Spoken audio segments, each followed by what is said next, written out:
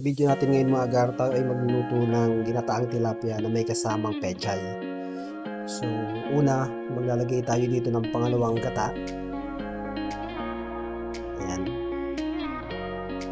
At lalagay din natin dito yung ating mga ricado. Sa ating ricado, pinagsama-sama natin dito ang ating puting sibuyas.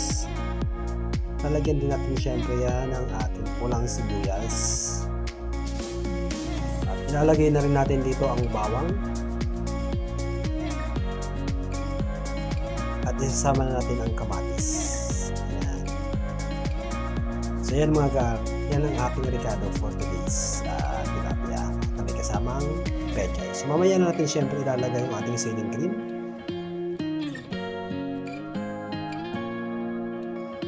Pagkatapos niyan mga gar, syempre lalagyan natin yan ng asin para magkalasa ang ating niluluto. So dyan mga gar, kayo nang bahalang mag-adjust, depende yan sa panlasa. At lagyan din natin ng konting pampalasa syempre.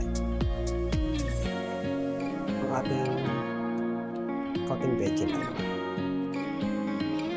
Ayan. At syempre pagkatapos ng ating ricado ay ilalagay na rin natin dito ang ating tilapia. So pagsasama-samahin natin yan pa.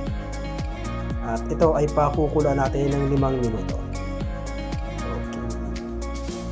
So ayan na guys. So syempre after 5 minutes, ayan, so kumulo na ating yummy. So tikman natin mga gar. Ayan. So sarap niyan mga gar. Magluto na tayo ng maraming kanin dito mga gar. So, syempre, ilalagay natin dyan ang pangalawang gata. Ayan, para lalong sumarap. At kung kayo gar ay nagustuhan yung video na to, mag-comment naman kayo dyan at pag-subscribe sa ating video para ganahan naman tayong gumawa pa ng maraming video katulad nito. Syempre, ilalagay natin si ceiling cream nang lalo pang lumasa ang ating nilulutong tilapia. So, pakukulo natin after 5 minutes. Ayan na mga gar. After 5 minutes. Okay. Yummy na yan mga gar. So makakarami na tayo ng kanin na ito. Ayan. So syempre, ilalagyan na natin dyan yung ating pechay. Pechay na malinamnam.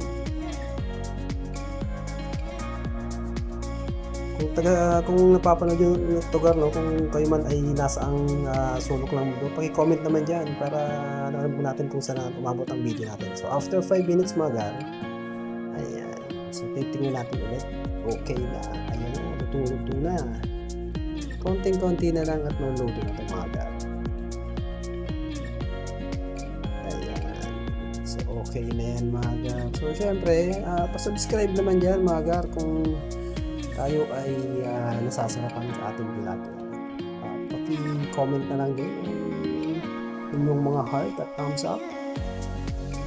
So syempre pagkatapos ng 3 minuto, konti na lang. So ayun na mga guys, sulit na. So pwede na tayong kumain ng masarap na tilapia na may kasamang pechay. Yummy!